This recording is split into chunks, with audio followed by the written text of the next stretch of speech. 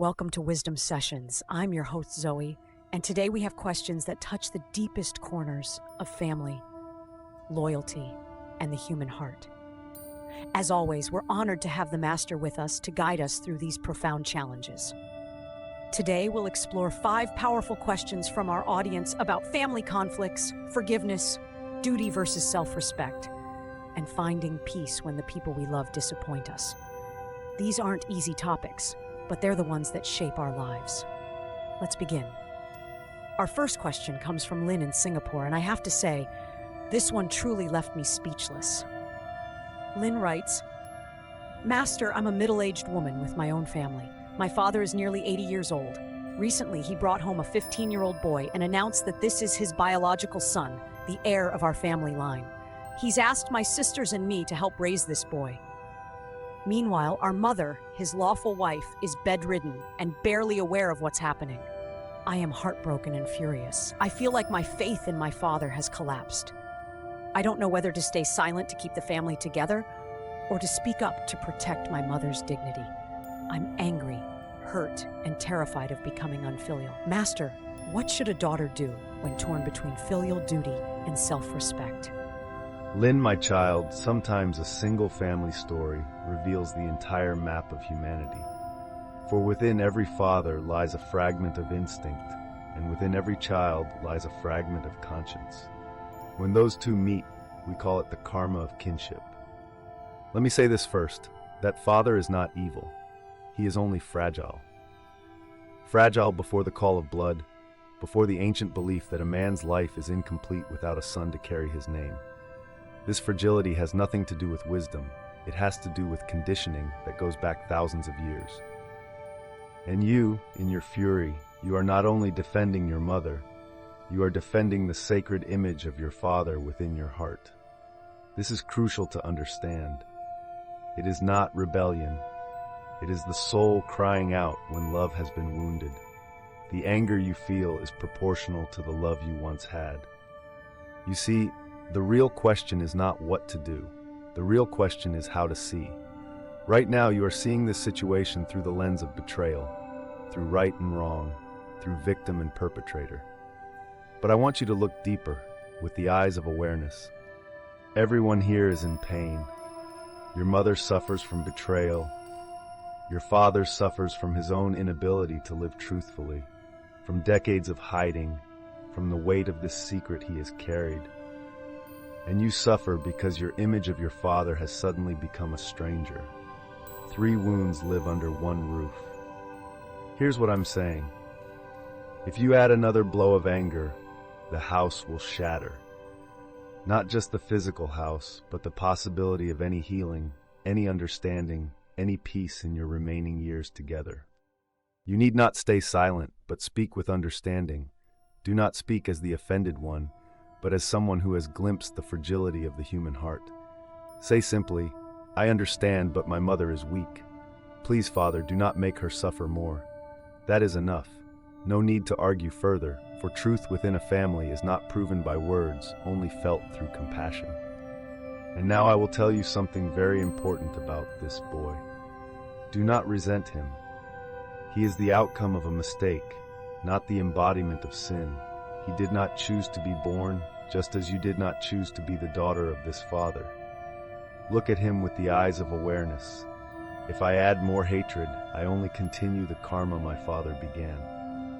If possible, you need not take him in as your father demands, but offer a little kindness, a small sum, a blessing, a moment of care. Not because your father deserves it, but because you do, to preserve the humanity within you. This is not about him anymore. It's about who you want to be. And one day, when your father grows frail, he will finally understand that legacy is not carried in bloodlines, but in the compassion of the children he once wounded. Then, my child, you will see that there is no need for forgiveness. For in true understanding, nothing remains to forgive. Master, that's profound. The idea that silence isn't always weakness and that understanding can coexist with boundaries. Thank you. Let's move to our next question. This one comes from Marcus in Chicago. He writes, Master, My brother and I haven't spoken in 5 years because of a business dispute. Our mother is dying and begging us to reconcile. I want to honor her wish, but I still feel so much anger toward him. He betrayed my trust. How do I forgive when the wound is still fresh? How do I let go of what feels justified? Marcus, you have asked about forgiveness, but first let's understand what forgiveness is not. Forgiveness is not a moral duty. It's not something you do for others. It's not even about the other person at all. This is where most people misunderstand completely. When you hold on to anger, resentment, the sense of being wronged, you think you're punishing the other person. But who is carrying this weight? Your brother is going about his life, and you are sitting with this burning coal in your hand, thinking you're going to throw it at him someday. Meanwhile, it's burning you. I have observed this for decades. People come to me saying, "I cannot forgive, they hurt me too much." And I ask them, is your unforgiveness changing them? Is it teaching them a lesson? No, it's only poisoning your own well. You drink from that well every day. Now, your mother is dying. She wants to see her sons together before she leaves. This is a gift she's offering you, not a burden. She's giving you a doorway out of your prison. But you're standing at that doorway saying, "No, I have the right to be angry. My anger is justified." Listen carefully. You do have the right to be angry. The question is, do you want to be right or do you want to be free? These are two different paths, and you cannot walk both at the same time. Here's what I suggest. Don't force forgiveness. That becomes fake, plastic, meaningless. Instead, simply meet your brother in your mother's presence. Don't pretend the past didn't happen. Just be there as two human beings who share a dying mother. Let that be enough for now. And watch what happens. In the presence of death, all our little egos, all our little wounds, they suddenly look so small. Your mother's imminent departure will put everything in perspective. The business dispute that seemed so huge will appear as what it always was, temporary, passing, ultimately meaningless compared to love and family. If you can just be present, without agenda, without needing him to apologize or admit fault, something inside you will naturally soften. Not because you decided to forgive, but because you stepped out of the story of wrongdoing and into simple human presence. And let me tell you something beautiful. When your mother passes, and she will, you'll have this memory, that you gave her peace in her final days. That memory will be worth more than being right. That memory will warm you when you're old. The anger, it will be forgotten, or it will be a distant embarrassment. That's incredibly moving, Master. The distinction between being right and being free. Our third question is waiting. This is from Priya in Mumbai. She asks, "Master, I've always been taught to respect my elders without question, but my grandfather makes racist comments at family gatherings. My children hear this. I feel torn between honoring my culture's emphasis on filial piety and protecting my children from harmful views. How do I balance respect for elders with standing up for what's right?" Priya, this is one of the most important questions of our time. What you're facing is the collision between tradition and consciousness, between blind respect and aware respect. And this collision is necessary, even though it's painful. You see, respect for elders is beautiful when it comes from love and gratitude. But when it becomes a rule, a should, a commandment that overrides your own intelligence and awareness, it becomes a prison. Your culture says, respect elders without question. But I say, respect them with awareness, not blindness. Your grandfather lived in a different time. His mind was shaped by different conditioning, different fears, different ignorance. He's not evil. He's a product of his era. And he's now old. His mind is not as flexible as it once was. You cannot change him, and it's not your responsibility to change him. But your children, they are being shaped right now.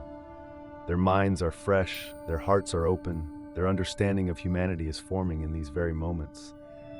If they hear hatred and you say nothing, your silence becomes agreement. They learn, grandmother and grandfather can say anything, and we must accept it. Is this the lesson you want to teach? Here's what I suggest. Don't attack your grandfather. Don't shame him or lecture him in front of everyone. That solves nothing and creates more conflict. Instead, when he makes these comments, speak to your children directly in the moment. In a calm, matter-of-fact voice, say, "Grandfather believes this, but we know that all people deserve respect regardless of their background." You're not contradicting him to his face, but you're also not letting poison enter unchallenged. You're teaching your children something crucial, that we can love people and still disagree with them. That respect doesn't mean accepting everything. That awareness means thinking for yourself.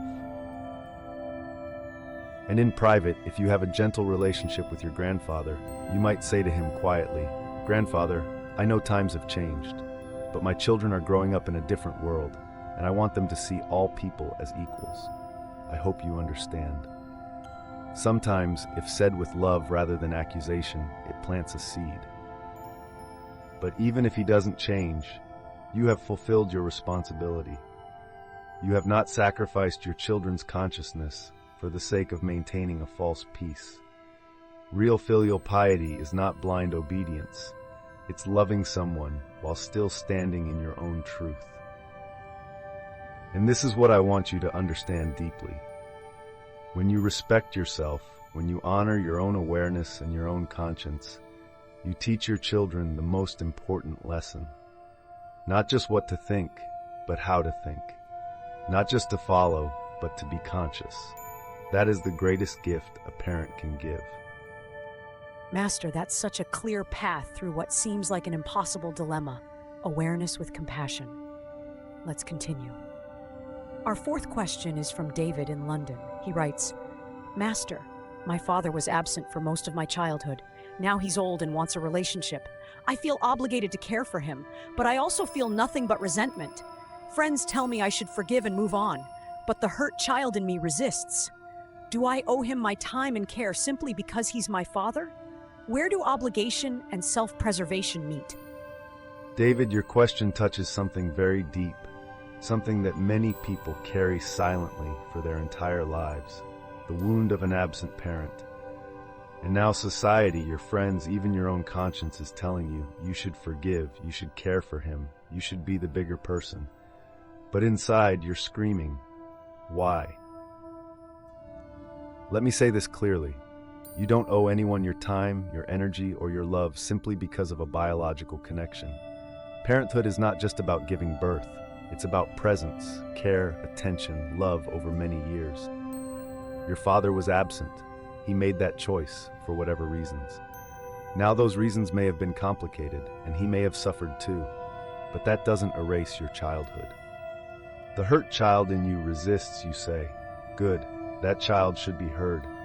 For decades, everyone told that child to be understanding, to not complain, to accept, and that child had to swallow all that pain. Now that child is speaking through your resentment. Listen to him. Honor him. He deserves to be heard. But here's what I want you to understand. Resentment is not the problem. Resentment is a symptom. The problem is the unmet need, the unacknowledged grief, the hole where a father's love should have been. You can carry that hole your whole life trying to fill it with resentment, or you can simply acknowledge, I needed him and he wasn't there. That was real. That hurt me. I'm allowed to feel that. Now he's old and wants a relationship. This is not about him redeeming himself. It's about what you need. Ask yourself honestly, will caring for him heal something in me, or will it wound me further? Will it give me closure, or will it reopen old pain every day? There's no right answer, only your answer. If you do choose to care for him, do it consciously, not out of obligation. Say to yourself, I'm doing this as an experiment in compassion, to see what it feels like to give to someone who never gave to me. Maybe it will soften something in me, maybe it won't. But I'm doing it by choice, not by duty. And if you choose not to, that's also valid. You can say, Father, I appreciate that you want a relationship now, but I'm not ready. The child in me is still hurt, and I need to honor that. Maybe someday, but not now. This is honest. This is conscious. This is respecting both him and yourself. Here's the key. Whatever you choose, choose it consciously, not out of guilt or pressure or what others think you should do. Because if you act from obligation, you'll resent him even more. And that resentment will poison any time you spend together. But if you act from choice, even if you choose to walk away, there's freedom in that. There's integrity. And remember this, David. Forgiveness is not a gift you give to him. It's a gift you give to yourself. When you're ready, and only when you're ready, you might find that letting go of the resentment doesn't mean excusing what he did. It just means you're tired of carrying it. That's when real freedom comes. Not when you force it, but when you're simply done with the burden. Master that permission to honor one's own wounds before rushing to forgive. It's so important. Our final question. This last one comes from Elena in Barcelona. She asks, Master, I'm caring for my mother who has dementia. Some days she doesn't recognize me and says cruel things. I know it's the disease, not her, but I still feel hurt. How do I maintain compassion when the person I love has become someone I don't recognize? How do I grieve someone who's still alive? Elena, what you're experiencing is one of the most painful forms of loss, because your mother is both here and not here. Her body remains, but the person you knew, the mother who raised you, who knew your name, who held your history, she's fading. And no one teaches us how to grieve this kind of loss. First, allow yourself to grieve. Don't wait for her physical death to mourn. Mourn now, cry now, rage now if you need to. Because what you're losing is real. You're losing your mother while she's still breathing. This is not weakness, this is facing reality. When she says cruel things and doesn't recognize you, you feel hurt. Of course you do. Even knowing it's the disease, the hurt is real. The disease has taken your mother, but your need for your mother remains. See this clearly. You can understand something intellectually and still feel pain emotionally. This is human. Now about maintaining compassion. Let me share something with you. Compassion is not the same as not feeling hurt. Compassion is feeling hurt and responding with love anyway. It's not suppressing your pain. It's holding your pain and her confusion in the same heart. When she speaks cruelly, try this. Separate the disease from the person. In your mind, see the dementia as a thick fog that has settled over her. The fog is speaking, not your mother. Your real mother, the one who loved you, she's trapped somewhere behind that fog. She would be horrified if she knew what the fog was making her say. This perspective can help you respond differently. Instead of taking the words personally, you might say gently, I know you don't mean that. I know you're confused. I'm here. I'm your daughter. It's okay. Not for her, because she may not understand, for you. To remind yourself of the truth. And here's what I want you to do for yourself. Every day, take 10 minutes alone. Look at old photographs of your mother when she was well. Remember her laugh, her wisdom, her love. Speak to that mother. Say, I know you're still there. I know this disease is not you. I love you. I miss you. This practice will keep the real mother alive in your heart, even as the disease takes more of her body. Also, please don't do this alone. Caring for someone with dementia is one of the hardest tasks a human being can undertake. Find a support group, talk to others who understand. Share your grief with people who won't tell you to just be strong. Your strength is in acknowledging your limits, not in pretending you have none. And finally, Elena, when she does pass, you'll have this. You stayed. You loved her when loving her was hardest. You honored her when she couldn't honor herself. That is the ultimate compassion. Not the perfect compassion of someone who never feels hurt, but the human compassion of someone who feels hurt and loves anyway. This is what I mean by real love. Real love is not romantic, not always sweet, not always joyful. Real love is showing up. Real love is wiping tears while your own tears fall. Real love is remembering who someone was when they've forgotten themselves. You are living real love, Elena, and that is sacred. Master, thank you. That was incredibly moving. The distinction between perfect compassion and human compassion. It's something I think all of us need to hear. We've covered so much ground today. Family betrayal, forgiveness, standing up for values while respecting elders, absent parents, and the heartbreak of dementia. These are not easy questions, but Master, your wisdom shows us that there are paths through even the most difficult situations. Master, before we close, do you have any final thoughts for our audience today? Yes. I want to say this to everyone listening. Your family relationships will be your greatest teachers and your greatest challenges. They will wound you and they will heal you. They will show you your conditioning and they will give you opportunities to transcend it.